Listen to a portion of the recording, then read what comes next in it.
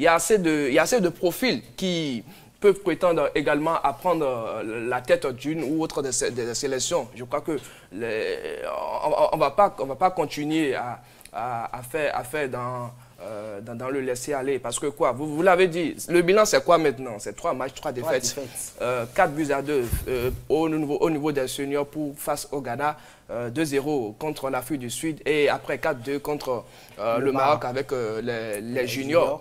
C'est tout à fait normal parce qu'il ne peut pas inventer, il ne peut pas créer quelque chose. Si on lui donnait, tout le monde est d'accord du talent et de ce que Abdelal Ouzérou peut faire en tant que sélectionneur. On a tous vu ce qu'il a réussi à faire avec l'équipe senior très récemment lors des éliminatoires de la Coupe du Monde. Et je crois qu'il a la capacité de faire encore mieux si il arrive à se concentrer sur une seule sélection.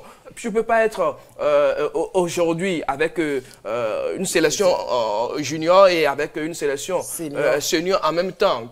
Quel discours tu vas mener? Il est perdu. Comment va s'effectuer les différents schémas tactiques? Il faudrait que les dirigeants comprennent que si on veut faire quelque chose de bon, il faut mettre quand même les moyens. Et les moyens, je crois qu'on en a les moyens aujourd'hui. Depuis 2016. Déjà, moi, ce que je veux dire sur ce débat, les gens ont tendance à voir mal ce que nous avons l'habitude de toujours réclamer. Il faut mettre chaque chose dans son contexte aujourd'hui. Parce que quand vous prenez Abdelal Ouzérou aujourd'hui, c'est quelqu'un qui a de la qualité. C'est quelqu'un qui peut apporter également un bien fou à une sélection. Maintenant, il faut le mettre dans un contexte pour qu'il puisse se concentrer sur cette sélection, apporter son expérience à ces jeunes-là. Il ne peut pas être à gauche et à droite en même temps. Voilà, il faut encore que c'est un homme qui a multiples casquettes. Il est à la fois on va pas revenir. Je pense qu'il y a aussi ces voyages-là de gauche à droite qui fatiguent aussi énormément. Déjà, je ne sais pas si le coach, le sélectionneur national, en tout cas de l'équipe senior, Symphorien Théo, on ne sait pas je ne sais pas si le torchon brûle entre lui et la fédération. On sait réellement, parce que nous, on l'a vu du côté du stade Omnisport du Grand Popo lors du match d'appui entre Dadje et Coton, il se porte à merveille.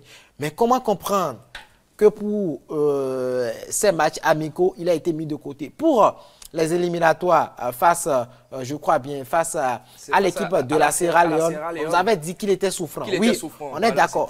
Mais depuis longtemps, il s'est déjà remis sur ses 2 pieds. Comment se fait-il que jusqu'à présent, il est toujours out au niveau de la tête de l'encadrement technique? En tout cas, bien malin qui pourra l'expliquer parce que nous ne sommes pas encore dans les secrets des dieux. Mais ce que nous savons pour l'instant, c'est que le monsieur a déjà retrouvé toutes ses sensations et est en pleine forme. Donc, logiquement, on l'attendait avec à la tête de cette sélection pour ces quelques matchs que nous avons récemment livrés. Mais contre toute attente, ce fut le fiasco. Il n'était pas impliqué ni de près ou de loin. En tout cas, on n'a pas senti son impact, son empreinte par rapport à cette équipe. Et là, ça laisse poser beaucoup de questions parce que vous l'aviez martelé tout à l'heure par rapport à la gestion des équipes. Je pense qu'un coach ne peut pas cumuler deux catégories de sélection. Ça risque véritablement il sera débordé en fait. Parce que quand vous prenez une catégorie, il faut maîtriser, mélanger, il faut maîtriser son effectif. Il faut connaître les valeurs que vous avez dans votre effectif et les éléments dont vous avez besoin.